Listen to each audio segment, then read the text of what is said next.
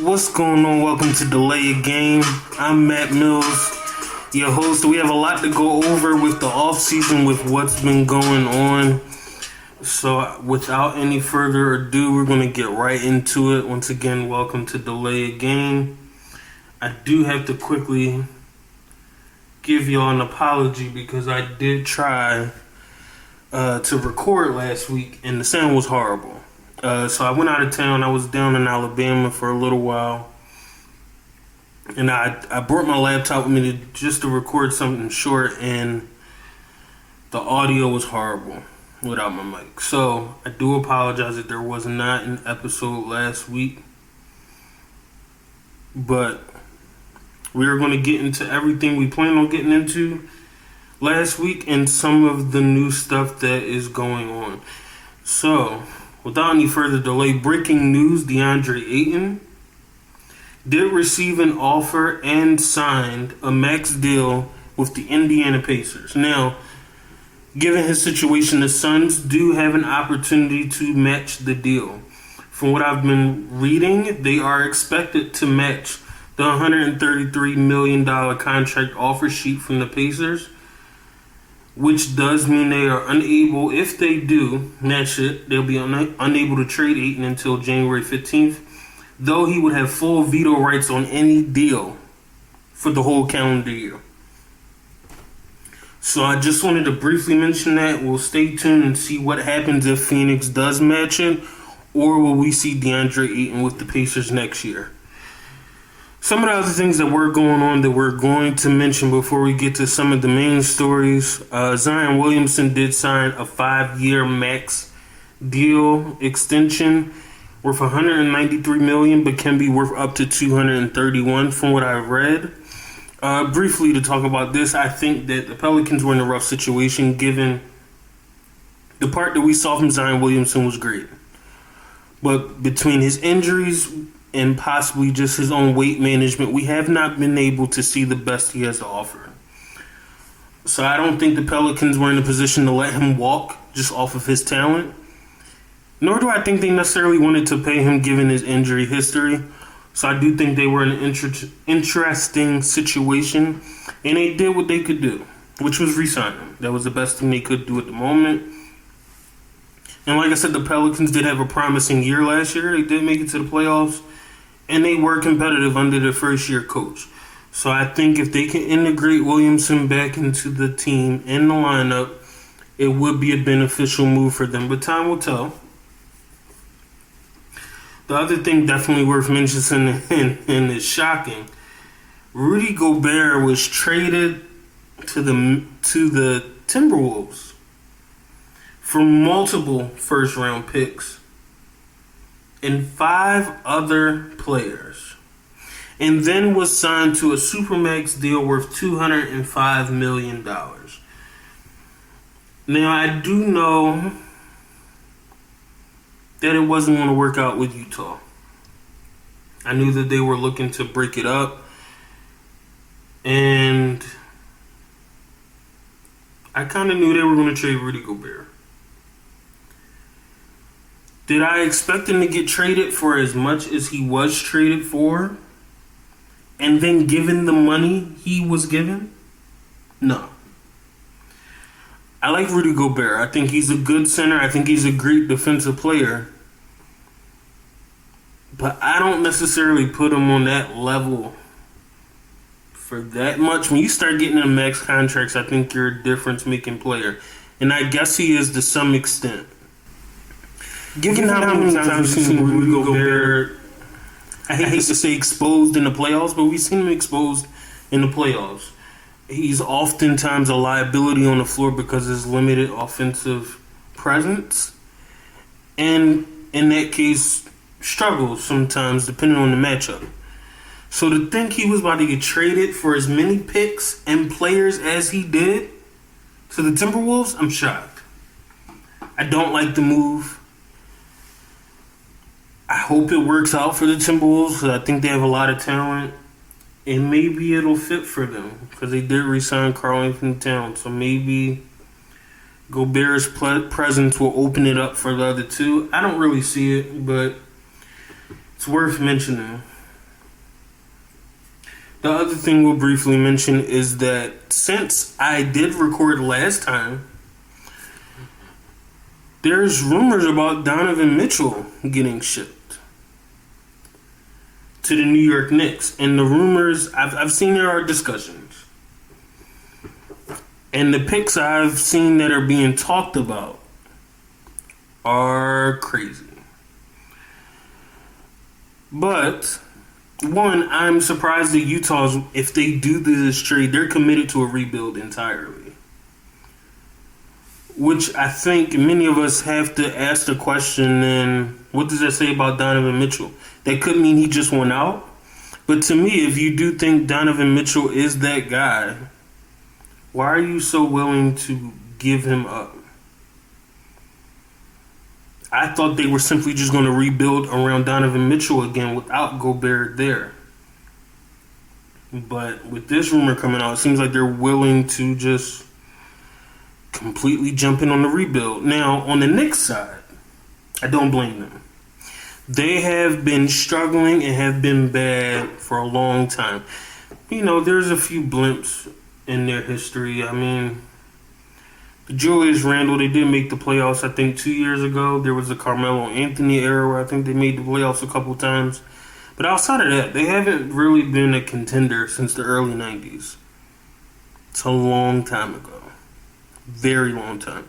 We're talking almost 30 years, or probably 30 years, since the Knicks have been anything close to a contender. So they do still have a similar team intact. They did sign Jalen Brunson, who I like as a guard, but I don't think is enough. So if they manage to do this trade for Mitchell, I think they have an interesting team with Brunson and Mitchell and Randall. And they still got young talent. I don't know. They might have to give up R.J. Barrett in the trade. I don't know what that will look like. But if they can get Donovan Mitchell in the Knicks uniform, I think it'll at least make them relevant. Will I say that guarantees them a spot in the semis? I doubt it. You still got Miami, Milwaukee, the Sixers, the Heat. So no.